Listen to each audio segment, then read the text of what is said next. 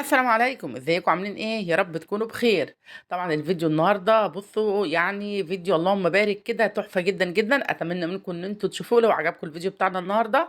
يا ريت ما تنسونوش بالاشتراك وسبسكرايب للقناه علشان يوصلكم مننا كل جديد. وتعالوا نشوف هنعمل الجمال ده ازاي. شفتوا بقى انا كنت عامله فسيخ زبده، يتقال عليه زبده اللهم بارك كده تحفه. عايزه اقول لكم ان انا بصراحه دي اول مره اعمله، وبالرغم من كده كنت خايفة جدًا ما يطلعش يعني زي ما أنا عايزاه كده، لكن اللهم بارك زي ما أنتم شايفين كده. تعالوا بقى نشوف هنعمله مع بعض إزاي كده. بس قبل ما نخش على الوصفة بتاعتنا ما تنسوناش اللايك والشير، وتعالوا نسمي ونقول بسم الله.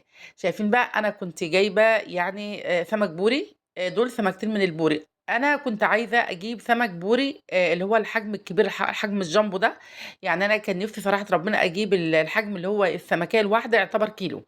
لفيت السوقين، احنا عندنا هنا سوقين، رحت للسوقين ما لقيتش ابدا ابدا غير هو كله حجم واحد.